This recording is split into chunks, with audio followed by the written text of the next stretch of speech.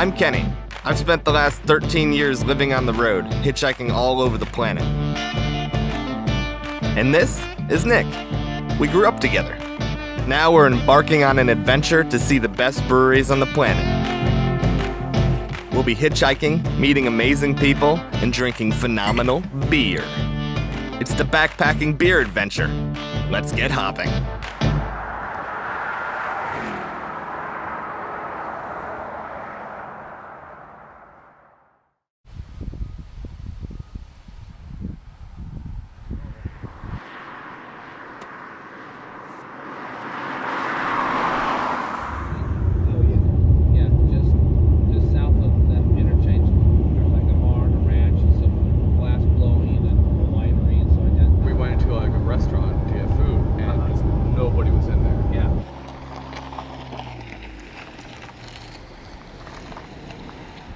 County highway officer gave us a ride all the way out to Salmon Creek Falls. Nice enough to do that, you didn't have to. Yeah, first ride of the day.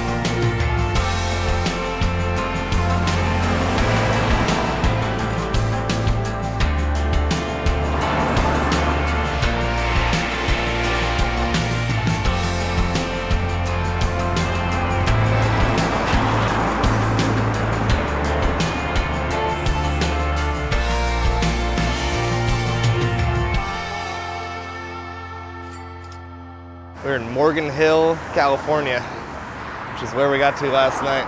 Sacramento is only a 2 or 3 hour drive from where we're at, and we're sitting at 9 or 10 o'clock right now, so I'm getting a lot of nice faces as these people are driving by too, so not a lot of scoffing or looking away. Feeling decent about it. Hey, thanks so much. Vegas, Flagstaff, Phoenix, San Diego, through LA, Paso Robles, up the coast yesterday, which was beautiful.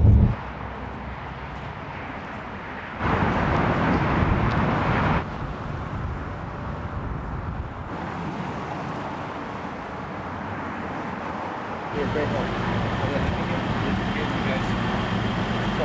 Thank you so much. The army got sent to take over the people. They weren't, I guess, I don't know if they were called Afghans at that time. I've got a good friend who lives in The Hague. I go to see him every year or two. Cool. What are you guys doing? Right on, bro. Take care. Thank you. Hey, take care, bro. Thank you very much. Take care, guys.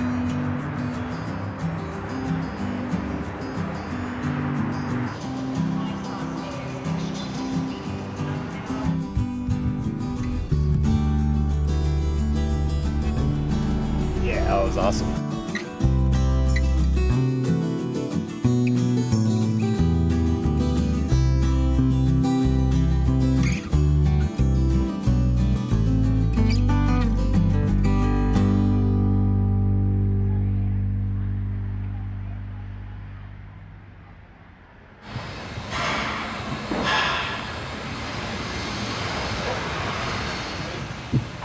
How's it going? I'm Ken.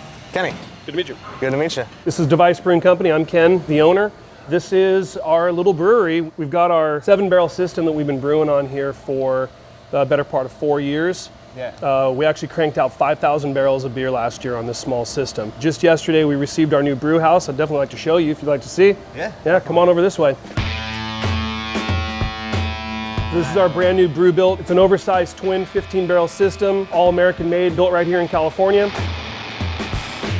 We're super excited to produce a significantly greater volume of beer in the same amount of time. These are our diversion panels. Some brew houses use a manifold system where you kind of see a row of valves together and they open and close the valves right there. Yeah. That's sort of a manifold system, where this is a swing link system. You can take anything from a pump out and swing the link and send it to where you want it to go.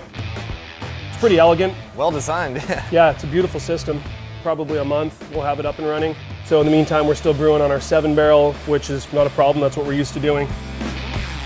All American made steel, so we're supporting our own state's economy. Then with something as complicated as this, having the manufacturer literally an hour away really has a tremendous value to us. We have 11 30-barrel tanks and 4 7-barrel tanks. We can probably add 4 more 30s and 4 more 60s should the demand require it. There's no need to get over our skis and put in tanks until we need them. How far and wide is your beer going? We're all over Northern California. We have a distributor that handles 12 counties in California, and then we self-distribute 7 different counties as well. Wow. Yes. First time I was here, it was just a few little tanks in the tap room there. The original brewery was a 1-barrel brewery with plastic fermenters.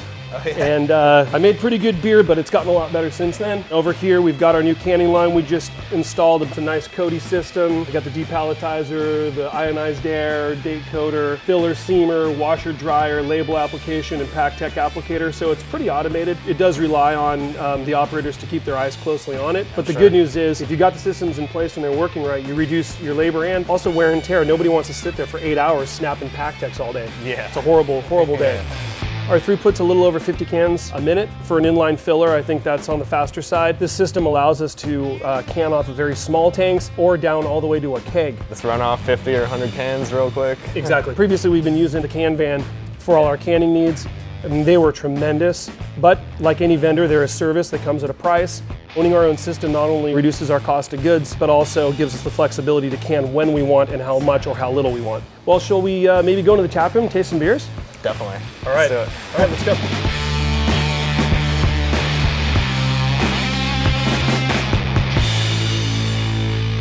We have the beer. Yeah, so we have a nice lineup here. This first one over here is called Pineapple Cannon, and we don't actually put any pineapple in it, but we call it that because it uses Denali hops. It's a hazy, New England style. There's a lot of pineapple in there. People swear there's actual pineapple juice in there, but there's not. One thing I learned about hops, what you're smelling is an expression of the same thing that gives pineapple, for instance, its character. Why does that smell like blueberries? Well, the same essential oils that are peaking in that hop are the same essential oils that peak in a blueberry. I'm not an expert on it by any stretch of the imagination. I've learned a little bit about it, and there's honestly more to know about hops than I could ever know. Yeah.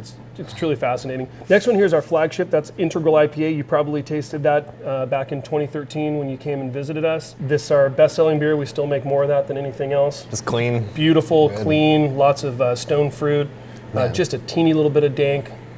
Just a classic good beer. Yeah. This is a West Coast double IPA called King of the Worst. We brewed it for one of the local businesses around here that's really known for their sausages. And so they wanted that for their anniversary party. Late 2000s to early 2010s, just like West Coast double IPA, and we said, oh yeah, we know how to make one of those. It's actually been doing really well for us. People are blowing through it. Something different for us, blueberry milkshake double IPA with lactose, blueberries, and a little bit of vanilla bean. Yeah. It's called Violet, You're Turning Violet.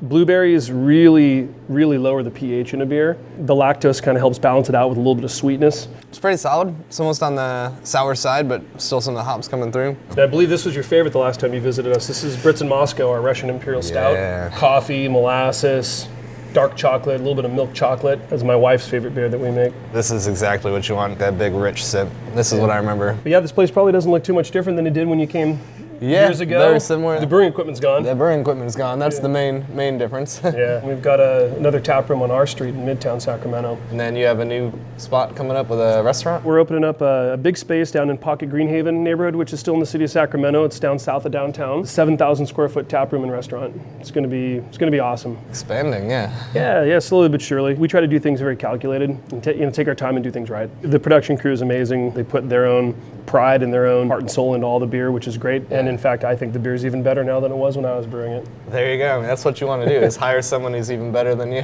Absolutely. Always thinking bigger and better. Well, thanks for sharing the beers and sharing your time. Absolutely. Thanks for coming and visiting us again. Yeah, cheers.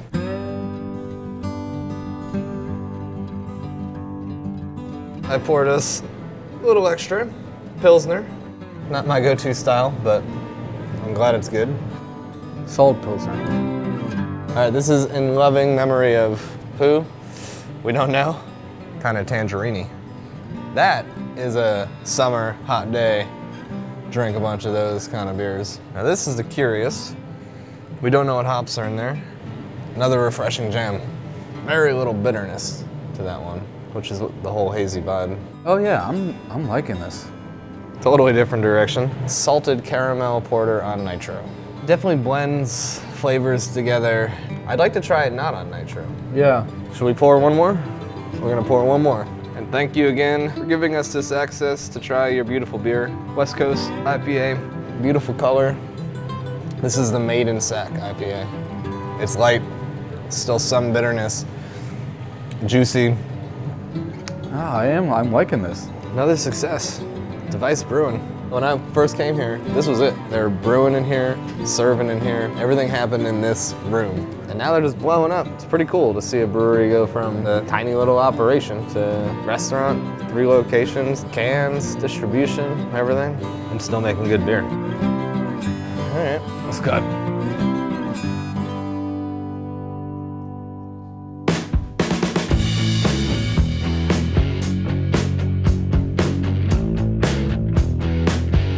Thank you for coming. This is Burning Barrel Brewing Company. I'm Duncan Alexander. I'm one of the co-founders and director of operations here. We opened in July of 2018. Going strong. We've increased our capacity on the brew side about 3 times since opening. Already. And Nice, yeah, jumping dude. up and up. So I've actually been here twice at least, Oh, maybe really? 3 times. This is why we're here. I'm like, we're going to Sacramento. Like, let's go to one of the best. Like, Dude. we're here specifically because you guys make Yeah. phenomenal beer. appreciate that. We started out doing a lot of IPAs, kind of found our niche in the sour beer market. Right now we have 12 beers on tap and 5 of those being sours, usually Imperial, so 8% and above. I'd love to take you guys on a mini tour. We actually just brew on a 15-barrel oversized BrewBilt system, 4 to 5 batches a week, so brewing almost every day now. Wow. It's a great system, made about an hour away in Grass Valley. We actually have the second ever made vertical auger, which saved us a lot of space. Space is kind of a premium here for how much production we're doing. Obviously our kegs double stack, triple stack to our mezzanine, which is about 2,000 square feet up there of hidden space. So 4 15-barrel fermenters and 2 30-barrel fermenters. We do keg and package directly off of these tanks. 12 beers on tap, but we have the capacity for 17. We have about 2 to 3 new beers each week coming out. Out of the 125 beers we've made, we've only made the same recipe twice. It's gonna be a new experience every day of the week when you come in, and it's always gonna be fresh beer. We try to keep everything in-house. Quality control is huge for us. You never know what happens with your beer once it leaves your tap room. Half of our beers on tap are served directly from our Brits. Bright tank gets below a certain amount, keg off the last little bit, and then fill them up. So Beauty. this is an Imperial Goza, and we imported 3 varieties of Colombian fruit. Right now we have 30 barrels filled. Woodford Reserve, Basil Hayden, Heaven Hill, Breckenridge Bourbon, maple syrup, vanilla ex-bourbon, apple brandy, peach brandy. Just want to offer a variety and educate consumers on how the different types of wood, the different kind of spirits in there really have a major impact on the beer. It's beautiful to show them off in the tap room. Yeah, exactly, yeah. All the barrels are right here. Everyone can kind of put their hands on what's happening. You're going to be drinking this in several months. Exactly. As a small business owner, you kind of have to have your hands in everything to get a good understanding. I think that's where most of the successful people in the industry are. They know the production, they know the marketing, they know the sales, and they take all those experiences and are able to hire good people, treat them well, and you know, the rest is history. Just make a good product.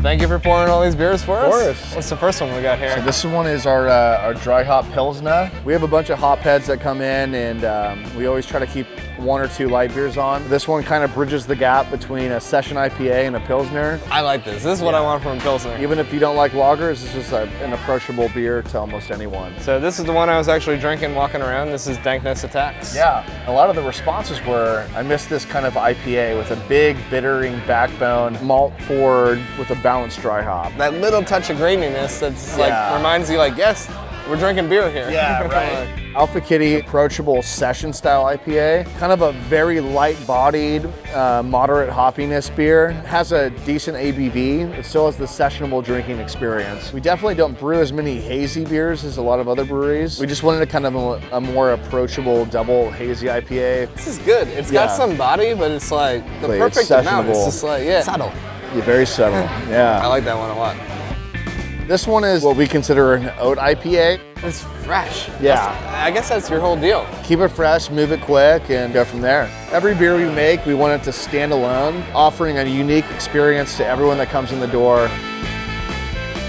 So I'm sure some people are pissed because they're like, when are you gonna brew that oat cream cone again? You're like, probably never. We'll bring something back that everyone requests, but it's gonna be different every time. Over 150 beers. Only 2 are repeats, mostly because the hops we imported from Europe, we had to buy in bulk, so we brought it back again just because we bought it in bulk. So this is our second ever triple IPA. Sacramento loves their high ABV beers. 20% of our beers are under 8%. This one's dry hopped at about 7 pounds per barrel for a West Coast. I miss the dankness, right? like I miss the clearness, like I miss the juicy, like give me that little bit of malt. People want that again. Let's get on to the more out there flavor beers.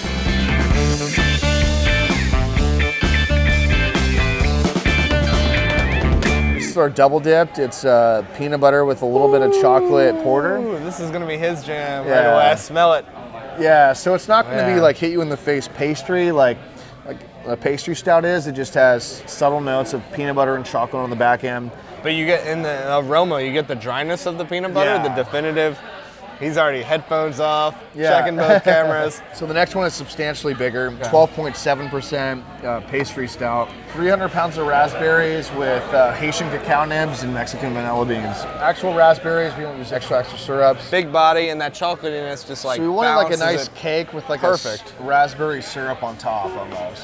Nailed it. I don't give Nick too many beers while we're doing this, but he's got to try this one too. Yeah, so let's get into our sours. We got 5 sours to close out the deal. This is the Sally Frutas. Colombian strawberry, oranges, and passion fruit. That's phenomenal, man. Thank you. That is really, really good. For people that say, I don't like sours, I want my staff to be able to grab one from a tap and say, try this. Try this. And 95% of the time they say, oh, I like that. This is our fresh out the oven version 6. Fresh out the oven is designed around cobblers or pies. The first one released about a year ago was our peach cobbler. After about 8 months of research, we're able to create the apple pie that we were looking for. Imagine sitting down on Thanksgiving and your grandmother pulls out a freshly baked pie, puts it on the Thanksgiving table, scoop of ice cream on top, and everyone gathers around and just crushes the whole pie in 2 minutes, right? Almost 1,000 pounds of apples in 2 different forms, real Mexican vanilla beans and premium cinnamon. This is phenomenal.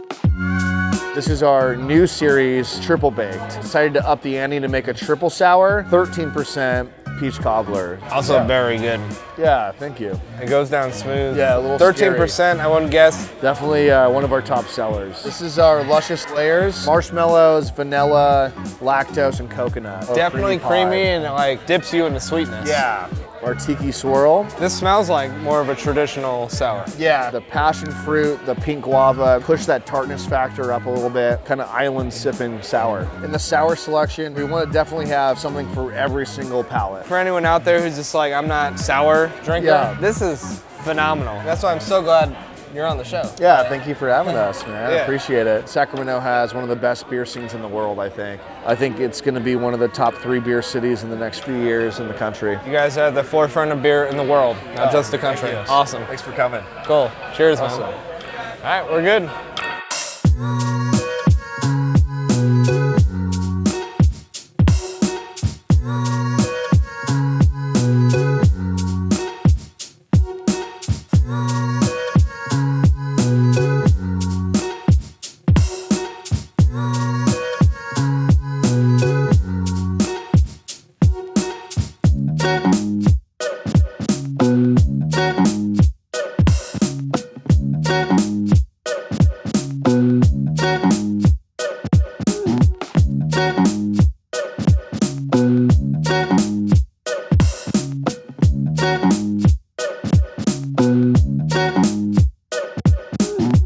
KP!